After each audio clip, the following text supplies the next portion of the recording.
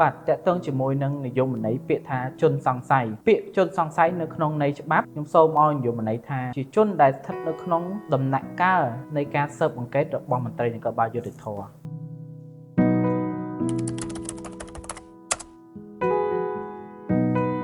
តើតើជាមួយនឹងការខ្វក់ខ្លួនគឺយើងមើលឃើញនៅក្នុងច្បាប់មាន2របៀបទី1ការខ្វក់ខ្លួនតាមរយៈដីកាតុលាការនេះគឺយើងសំដៅដល់ការខ្វក់ខ្លួនតាមរយៈដីកាបង្គាប់ឲ្យនាំខ្លួនដីកាបង្គាប់ឲ្យចាប់ខ្លួនជាដើមទី2គឺការខ្វក់ខ្លួនដោយឆន្ទៈនុសិទ្ធការខ្វក់ខ្លួនដោយឆន្ទៈនុសិទ្ធនេះនៅក្នុងករណីដែរជាបទល្មើសជាក់ស្ដែងក្នុងករណីបទល្មើសជាក់ស្ដែងមិនថាតែមន្ត្រីនគរបាលយុត្តិធម៌ទេសូម្បីតែពលរដ្ឋក៏មានសិទ្ធិក្នុងការខ្វក់ខ្លួនជនដែលកំពុងប្រព្រឹត្តបទល្មើសជាក់ស្ដែងឬក៏សង្ស័យថាគាត់បានប្រព្រឹត្តបទល្មើសជាក់ស្ដែងដូចគ្នាចូលមកដល់ក្នុងន័យមួយទៀតខ្ញុំសូមបង្ហាញដែរមន្ត្រីនគរបាលយុត្តិធម៌ដែលខ្ញុំសម្ដៅនេះព្រោះតួអង្គមន្ត្រីនគរបាលយុត្តិធម៌គឺស្ថិតនៅក្នុងដំណាក់កាលស៊ើបអង្កេតជាដំណាក់កាលរបស់ការខ្វក់ខ្លួនរបស់ជនសង្ស័យដែលនាំឲ្យមានការប្រើប្រាស់សិទ្ធិអំណាចប៉ះពាល់ទៅដល់សិទ្ធិជនសង្ស័យជាដើមអញ្ចឹងពាក្យថានគរបាលយុត្តិធម៌គឺយើងសម្ដៅទៅដល់មន្ត្រីនគរបាលជាតិអាចជាប៉ូលីសអាចជាកងរាជអាវុធហត្ថលើផ្ទៃប្រទេសគេហៅថាកាត់ប៉ា PM ឬក៏ជាមន្ត្រីនគរបាលយុត្តិធម៌ទៅតាមជំនាញផ្សេងៗវាមានច្រើនប្រភេទដែលកំណត់នៅក្នុងច្បាប់ដែលពួកគាត់ទទួលបាននីតិសម្បទាជាមន្ត្រីនគរបាលយុត្តិធម៌ទៅតាមវិស័យផ្សេងៗ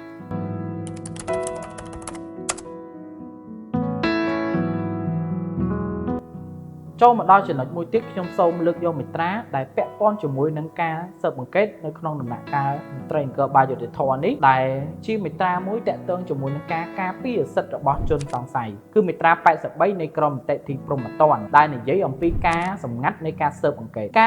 តគឺជាការត្រូវរក្សាការសម្ងាត់បុគ្គលទាំងឡាយដែលចូលរួមក្នុងការស៊ើបអង្កេតមានដូចជាពិសេសខាងចក្រមឯកការដែលយើងហៅថាព្រះរាជអាជ្ញាដើមមេធាវីក្រឡាបញ្ជីគ្រូពេទ្យអ្នកជំនាញអ្នកបកប្រែផ្សេងៗនិងនគរបាលហៅថាប៉ូលីសឬក៏កងរាជអាវុធហត្ថ PM ជាដើមនេះពួកគាត់សុទ្ធតែនៅក្នុងនីតិវិធីនៃការស៊ើបអង្កេតអញ្ចឹងមេត្រានេះគឺចង់ថាការស៊ើបអង្កេតនៅក្នុងដំណាក់កាលមន្ត្រីនគរបាលធម៌ត្រូវតែរក្សាការសម្ងាត់ជាដាច់ខាតខ្ញុំសូមសង្កត់ធ្ងន់តាក់ទងជាមួយនឹងនៅក្នុងមេត្រានេះដូចគ្នាសូមសង្កត់ធ្ងន់ទៅលើពាក្យថាអ្នកចូលរួមសំខាន់បំផុតគឺមន្ត្រីនគរបាលយុត្តិធម៌មន្ត្រីនគរបាលយុត្តិធម៌ខ្ញុំអាចសម្ដៅថាជារួមមកយើងឃើញគឺមន្ត្រីនគរបាលជាតិដែលជាប៉ូលីសមួយទៀតគឺកងរាជអាវុធហត្ថគឺហៅថា PM ជាពាក្យកាត់ដែលសង្កេតឃើញថាជនជាប់ចោទដែលគាត់បានធ្វើការចាប់ឬក៏ខ្វក់ខ្លួនមកហើយខ្ញុំឃើញនៅតាមបណ្ដាញសង្គមជាច្រើនមានបញ្ហាដូចជាការធ្វើសន្និសីទការបង្ហាញមុខជនសង្ស័យដែលត្រូវបានការខ្វក់ខ្លួនពីមន្ត្រីនគរបាលធម៌មកឬក៏មានការផ្សព្វផ្សាយតាមរយៈបណ្ដាញសង្គមសារព័ត៌មានហៅអ្នកសារព័ត៌មានទៅថតបង្ហោះជាដើមរឿងនេះកន្លែងនេះចំណុចនេះគឺជាការ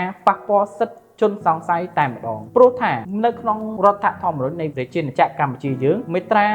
38នៅក្នុងឃ្លាមួយគឺបានចែងថាកថាខណ្ឌហ្នឹងគឺបានចែងថាជនជាប់ចោទណាក៏ដោយសុទ្ធតែជាមនុស្សអត់ទោសដរាបណាតុលាការមិនទាន់ចេញសេចក្តីសម្រេចជាស្ថាពរដូច្នេះហើយមេត្រានេះនិងចំណុចកថាខណ្ឌនេះបានការពារសិទ្ធិរបស់ជនសង្ស័យនៅពេលដែលកាលណាយើងបង្ហាញមុខជនសង្ស័យដូច្នេះនៅក្នុងបណ្ដាញសង្គមវាអាចជាប់ទៅដល់ថ្ងៃក្រោយថ្ងៃអនាគតទៀតប្រសិនបើជនសង្ស័យដែលត្រូវបានខ្វក់ខ្លួនឬចាប់ខ្លួនមកនេះថ្ងៃក្រោយរកឃើញថាគាត់មិនមានការប្រព្រឹត្តបទល្មើសណាមួយទេតើវាប៉ះពាល់ដល់មុខមាត់កិត្តិយសរបស់បុគ្គលកម្រិតណានៅពេលអនាគតមួយវិញទៀតពាក្យថាជនសង្ស័យនៅក្នុងន័យនេះគឺជនដែលសង្ស័យមិនមែនជនដែលមានកំហុសមានការកាត់ទោសថាគាត់ជាមនុស្សដែលប្រព្រឹត្តបទល្មើសទេអញ្ចឹងខ្ញុំគិតថាចំណុចនេះគួរតែពិចារណាគិតគូរឡើងវិញព្រោះវាប៉ះពាល់ទៅដល់អនាគតរបស់ជនសង្ស័យមែនទែនមួយវិញទៀតខ្ញុំសូមបញ្ជាក់ថាមេត្រា83នេះកាលណាយើងផ្សព្វផ្សាយនៅតាមបណ្ដាញសង្គមគាត់ខ្លួនហៅមកបង្ហាញមុខដូច្នេះវានាំឲ្យមានអន្តរាយដល់កិច្ចនីតិវិធីផងដែរអន្តរាយ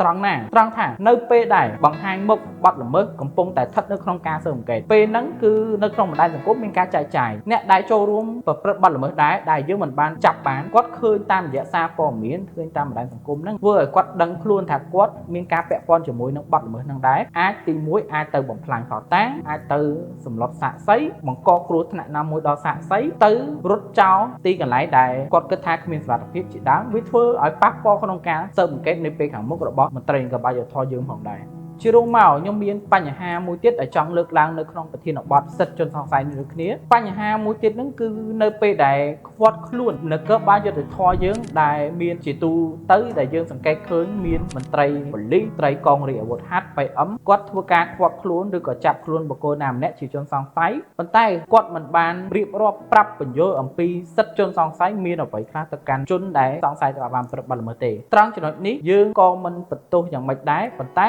ដោយសារច្បាប់របស់យើងមិនបានសរសេរចងជាកាតព្វកិច្ចឲ្យមន្ត្រីនគរបាលយុត្តិធម៌របស់យើងប្រាប់ទៅជនសង្ស័យថាខ្លួនមានសិទ្ធិអីដូចនៅបរទេស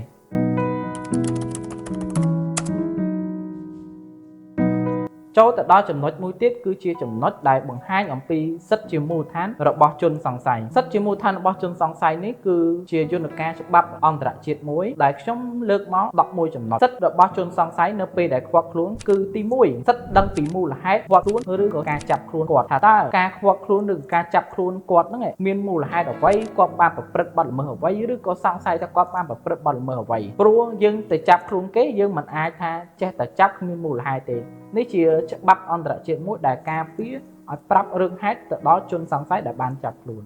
ទី2គឺសិទ្ធិប្រស័យតាក់ទងមេធាវីនិងក្រុមគ្រួសារសិទ្ធិមួយនេះក៏វាសំខាន់ដែរនៅពេលដែលមន្ត្រីនគរបាលយុត្តិធម៌ខ្វាត់ខ្លួនឬក៏ចាប់ខ្លួនជនសង្ស័យមន្ត្រីនគរបាលយុត្តិធម៌ត្រូវតែធ្វើការជូនដំណឹងទៅដល់មេធាវីបើសិនជាជនសង្ស័យនោះគាត់មានមេធាវីករណីមួយទៀតគឺជូនដំណឹងទៅដល់ឪពុកម្ដាយរបស់ឬក៏ក្រុមគ្រួសាររបស់ជនសង្ស័យនេះឯងសិទ្ធិមួយទៀតគឺសិទ្ធិទី3សិទ្ធិទី3គឺសំដៅទៅដល់សិទ្ធិសំខាន់គឺសិទ្ធិមានមេធាវីសិទ្ធិមានមេធាវីនេះវា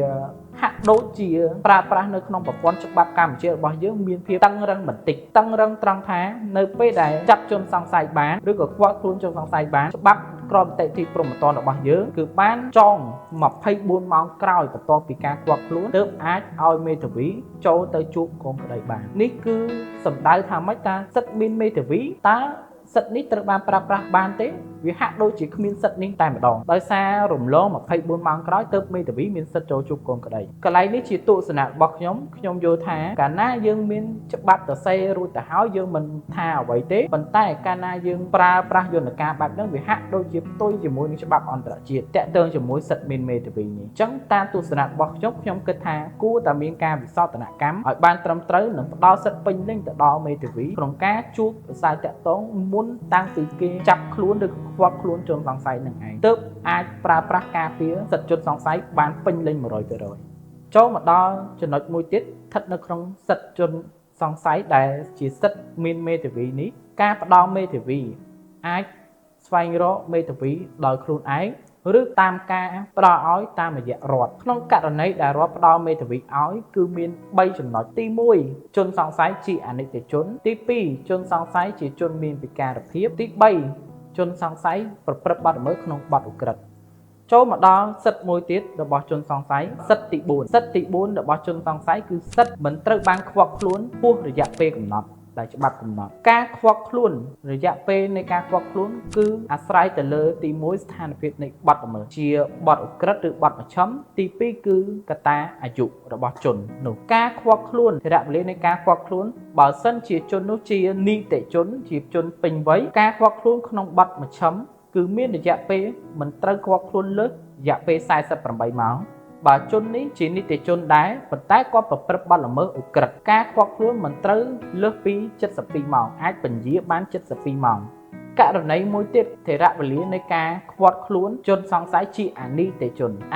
ជនគឺសូមបែងចែកជា2ទៀតអនិច្ចជនក្រោមចាប់ពីអាយុ14ឆ្នាំដល់16ឆ្នាំអនិច្ចជនចាប់ពី16ឆ្នាំដល់ក្រោម18ឆ្នាំអនិច្ចជនប្រព្រឹត្តបទមជ្ឈិមដែលមានអាយុ14ឆ្នាំដល់ក្រោម16ឆ្នាំមិនត្រូវឃាត់ខ្លួនលើសពី24ម៉ោងទេចំណែកអនិច្ចជនដែលមានអាយុ16ដល់ក្រោម18ឆ្នាំថេរវេលានៃការឃុំខ្លួនមិនត្រូវលើសពី36ម៉ោងទេចំណែកអនិច្ចជនមួយប្រភេទទៀតដែលជាអនិច្ចជនប្រព្រឹត្តបទឧក្រិដ្ឋអនិច្ចជនដែលប្រព្រឹត្តបទឧក្រិដ្ឋដែលមានអាយុចាប់ពី14ឆ្នាំដល់ក្រោម16ឆ្នាំមិនត្រូវឃុំខ្លួនឃាត់ខ្លួនលើស36ម៉ោងទេអនិច្ចជនដែលមានអាយុចាប់ពី16ដល់ក្រោម18ឆ្នាំមិនត្រូវឃាត់ខ្លួនលើសពី48ម៉ោងទេចូលមកដល់សិទ្ធិទី5សិទ្ធិមានជំនួយពីគ្រូពេទ្យសិទ្ធិមានជំនួយពីគ្រូពេទ្យរបស់ជនសង្ស័យអាចសុំជំនួយទៅគ្រូពេទ្យដើម្បីពិនិត្យមើលស្ថានភាពថាតើជនសង្ស័យនឹងអាចឃាត់ខ្លួនបានដែរឬទេបើក្នុងករណីដែល ស្ថានភាពជនសង្ស័យមានភាពលំបាកក្នុងបញ្ហាសុខភាពណាមួយឬក៏របួសស្នាមណាមួយដែលពិបាកក្នុងការខ្វក់ខ្លួនមន្ត្រីនគរបាលយុត្តិធម៌ត្រូវជូនដំណឹងទៅដល់ព្រះរាជអាជ្ញាព្រះរាជអាជ្ញានឹងធ្វើការចុះមកត្រួតពិនិត្យលក្ខខណ្ឌនៃការឃុំខ្លួនជាក់ស្ដែងនេះជាសិទ្ធិមានគ្រូពេទ្យចូលទៅដល់សិទ្ធិមួយទៀតគឺសិទ្ធិទី6សិទ្ធិទី6គឺសិទ្ធិរបស់អនិច្ចជនដែលត្រូវបានចាប់ខ្លួនឬក៏ខ្វក់ខ្លួនកាលណាការខ្វក់ខ្លួនឬក៏ចាប់ខ្លួនអនិច្ចជនមន្ត្រីនគរបាលយុត្តិធម៌ត្រូវជូនដំណឹងទៅដល់ឪពុកម្ដាយអាណាព្យាបាលឬក៏តំណាងស្របច្បាប់ដែលមានភារកិច្ចលើអនិច្ចជននោះចូលទៅដល់ចំណុចមួយទៀតគឺសិទ្ធិទី7សិទ្ធិរបស់ជនសង្ស័យគឺសិទ្ធិរក្សាភាពស្ងៀមស្ងាត់មិនឆ្លើយនឹងសំណួររបស់មន្ត្រីនគរបាលយុត្តិធម៌កាលណាការដែលពេលដែលចាប់ខ្លួនទៅសិទ្ធិនេះគឺបានប្រើប្រាស់ក្នុងករណីការសួរសំណួរពីមន្ត្រីនគរបាលយុត្តិធម៌ទាំងអបាមានជនសង្ស័យមានសិទ្ធិនៅស្ងៀមមិនឆ្លើយតបជាមួយនឹងសំណួរបានរហូតដល់មានជំនួយពីមេធាវីរបស់គាត់នេះជាសិទ្ធិមួយសំខាន់មិនអាចអ្នកណាទៅបង្ខំទៅលើរូបរាងកាយឲ្យឆ្លើយនៅសំណួរណាមួយបានទេសិទ្ធិមួយទៀតគឺសិទ្ធិទី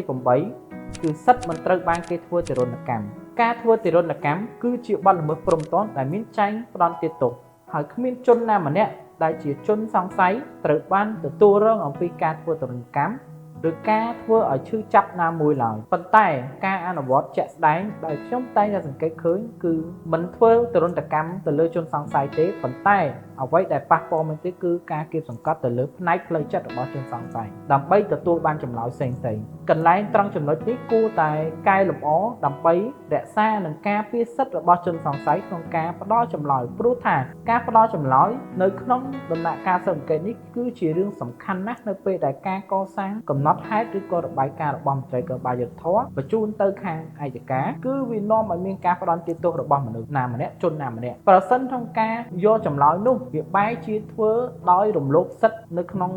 ច្បាប់អន្តរជាតិនេះវានាំឲ្យមានការប៉ះពាល់សិទ្ធិមែនទែន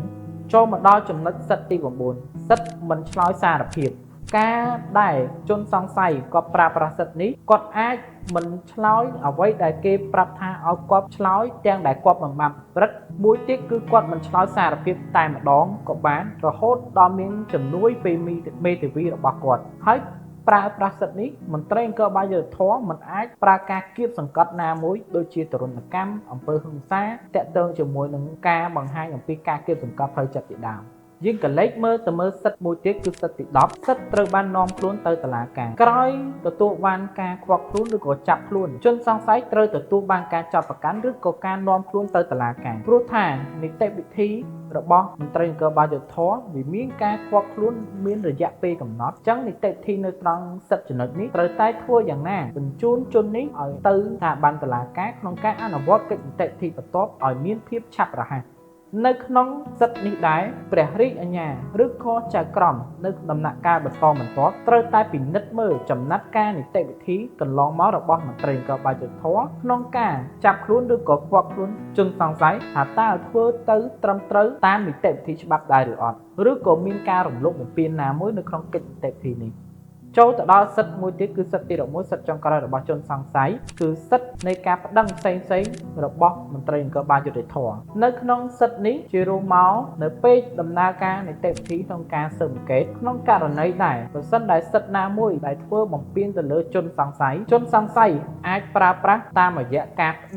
ប្តឹងមន្ត្រីនគរបាលយុត្តិធម៌នោះខ្លួនឯងឬក៏តាមរយៈមេធាវីទៅស្ថាប័នអัยការស្ថាប័នចក្រមស៊ើបសួរឬក៏តុលាការដែលមានសមត្ថកិច្ចបានដើម្បីក្នុងការដែលសុំមុខភាពទៅលើកិច្ចនីតិវិធីណាមួយទាំងអម្បាលមានដែលធ្វើខុសនីតិវិធីនៅក្នុងដំណាក់កាលស៊ើបអង្កេតរបស់មន្ត្រីនគរបាលយុត្តិធម៌